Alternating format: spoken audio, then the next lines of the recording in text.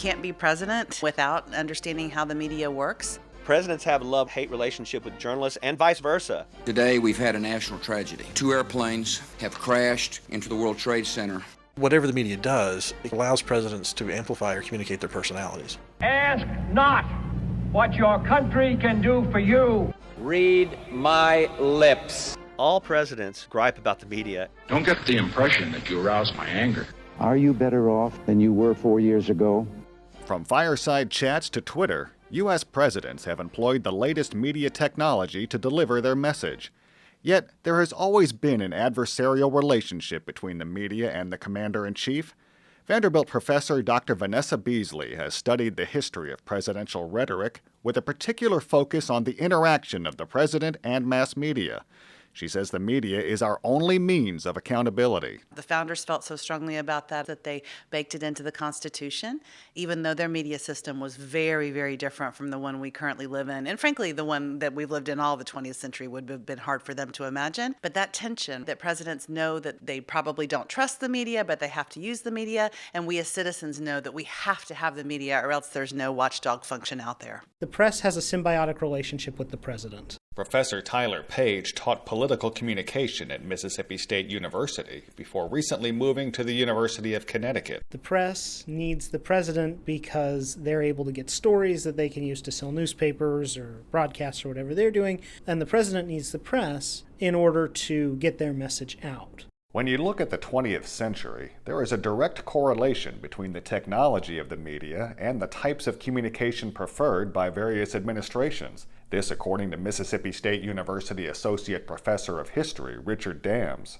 So you look at the big changes that take place from printed media to radio to television to cable television to modern-day social media. I think we see that has led to significant changes in the ways in which administrations try to convey their message. Presidents need the media to get their message out, but their goal involves trying to bypass the press to reach out directly to the people. This allows presidents to control their message. In the country's early years, most presidents, when they talked to voters, it was outdoors in front of a large crowd. Woodrow Wilson brought the media into the White House, but Franklin Roosevelt changed that with his fireside chats on radio. We're losing no time in getting the government's vast work relief program underway. Tyler Page says it was with FDR when the dynamics of that relationship changed. He said the symbiotic relationship really meant the press had the upper hand, but the balance of power shifted toward the president. Franklin Delano Roosevelt got fed up, and so he realized he could go around the media and do his fireside chats, which were radio addresses where he could speak directly to the country. FDR was the first modern media president. This according to a specialist in government studies, Tennessee State University professor Dr. Brian Russell. The fireside chats, the use of the radio, made it so that FDR got into people's living rooms. He was talking to Americans one-on-one and communicating them. That was a tool that allowed FDR to go directly into the homes of people. My most immediate concern is in carrying out the purposes of the great work program just enacted by the Congress. FDR's fireside chats allowed citizens to have a more personal relationship with the president, says Belmont professor of American government, Dr. Nathan Griffin. What people didn't necessarily expect, and Roosevelt sort of changed that, sort of created more trust in the presidency. Of course, part of that was because he wanted the president to be stronger, and he wanted to use more powers and had Congress willing to hand them over to him. So he also had a greater need to reach people, but he had greater ability through radio. Later in FDR's presidency, after World War II broke out, more than 50 million people were listening to him on the radio. That changed the perception of Americans and their government, and as Russell notes, put the president at the center of our political system. And when you read the Constitution, the first article is about Congress. Congress is designed to be the supreme branch of government. But in the 20th century, with the advent of the modern media, presidents start taking the center stage. And I think that the fireside chats is going to be a first step that's really changing our government, our presidency, our country, and the people's interactions with the executive branch. When Roosevelt died, Russell says Harry Truman became the first president to broadcast the State of the Union speech. Because we can see the evolution of the presidency here. Presidents didn't used to be the primary mover and shakers. You didn't expect presidents to be putting policy ideas out there as much. And then Truman starts broadcasting, so that was a big step. Richard Dam says during Dwight Eisenhower's years in office from 1952 to 1960, the country witnessed tremendous growth in viewership during the early days of television. Eisenhower worked very closely with public relations firms, and in the course of the 1950s, I think the percentage of American homes that had televisions went from something like 30% to 90%. So the real growth in the television ownership is actually in the 1950s. Russell adds Dwight Eisenhower delivered the first televised fireside chats. He says Ike was also the first president to hire a media consultant. But most historians consider John F. Kennedy to be our first television president. I, John Fitzgerald Kennedy. In JFK's inaugural address, he delivered this memorable line. And so, my fellow Americans, ask not what your country can do for you. Ask what you can do for your country. In the first televised debate, John Kennedy versus Richard Nixon, Griffith notes how television changed perceptions of the candidates. People who listened to the debate on the radio who couldn't see Nixon, his people didn't know to put makeup on him in front of a camera, so he looked awful. At JFK, his people knew to put makeup on him. He knew how to handle himself in front of a camera better. And that people who watched on TV thought JFK won, and people who listened to it on radio thought that Nixon won. It tends not to be, unfortunately, about who actually had the better positions. It tends to be more about how you felt about them. That's why media becomes such a big influencer, because it allows presidents to influence how people feel about them. Former anchor and host of Face the Nation, Bob Schieffer, who has interviewed every president since Nixon and covered the aftermath of Kennedy's assassination, adds the one thing that had the most to do with shaping JFK's presidency was what got him elected: television. In what would be a very close election, analysts said the TV debate tipped the election to Kennedy. Kennedy became the first president to allow live coverage of his news conferences, and he held on average one every 16 days.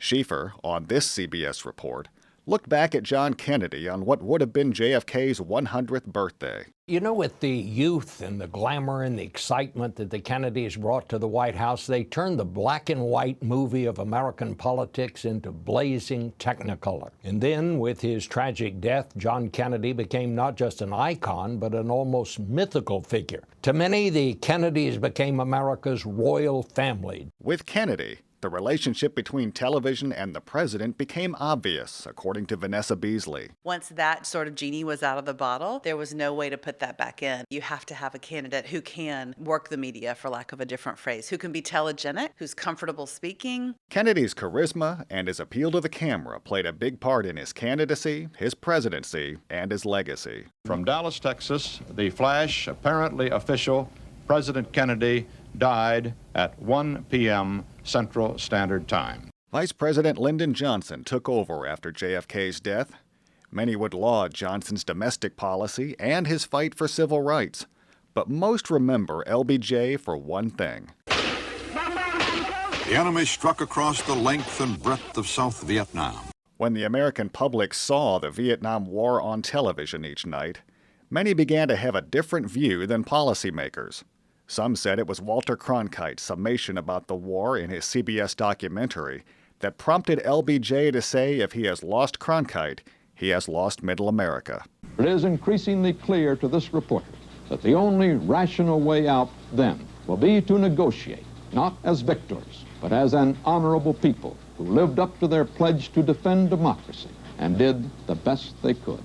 As Vanderbilt professor Vanessa Beasley notes, Johnson inherited a deeply grieved nation after Kennedy's assassination. He came after this person who was really a rock star on television, right? Kennedy made it look easy. He was attractive. He was young, all the things the camera loves. And you could argue that the camera really didn't love the way LBJ looked, the way he spoke. He tried to figure out how he could make this work for him. He had a television station built into the White House, literally the idea that I'm going to have this happen on my own terms and on my own ground. Johnson did not run for re-election.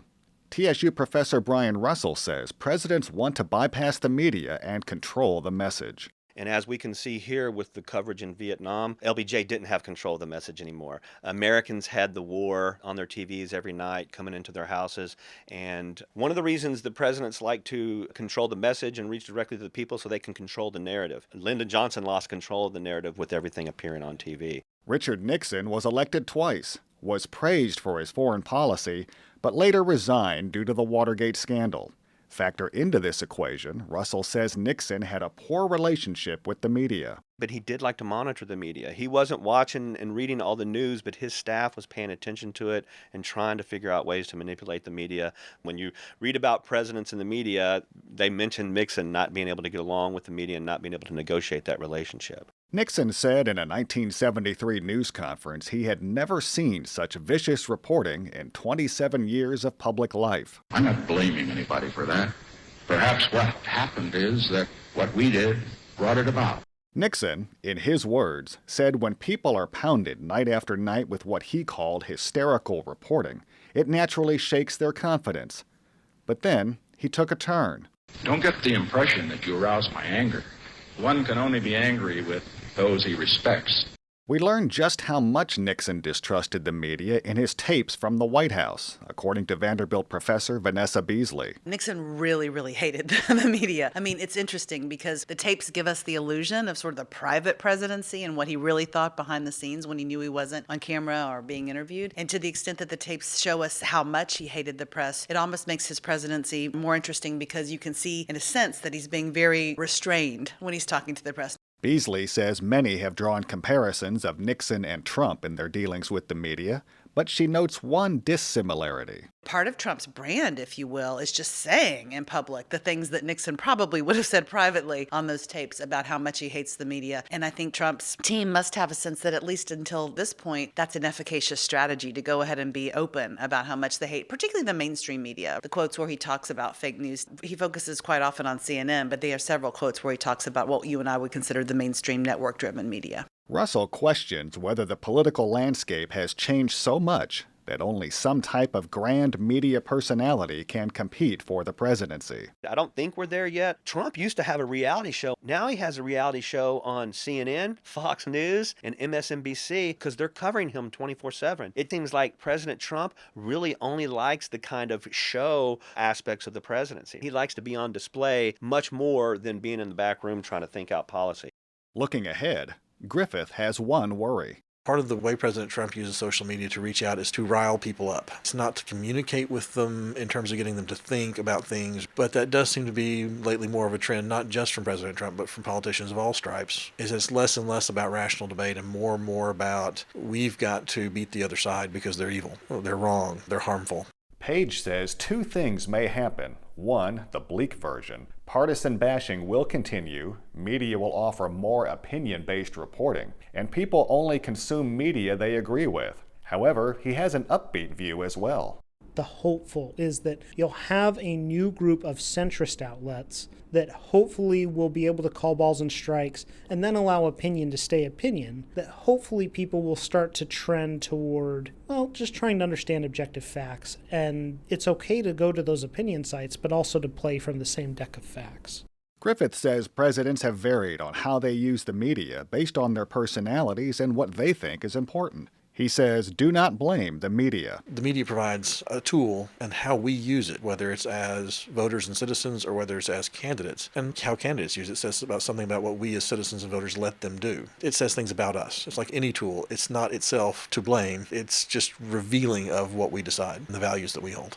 CBS's Bob Schieffer says the best politicians were the masters of the dominant medium of their time. The founders were great writers when most people got their news by the written word. Franklin Roosevelt was the first to recognize the power of radio. Kennedy was the absolute best at television. And there's no question President Trump used Twitter to great effect in the campaign.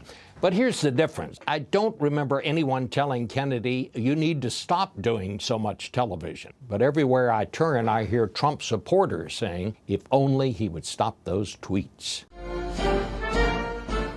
Susan Milligan's article in the Columbia Journalism Review suggests the relationship between the media and the president is more distant than it has ever been. Reporters, working in what is arguably the freest press in the world, are finding it nearly impossible to accomplish their central mission, to explain why the president does what he does. This is Terry Likes reporting.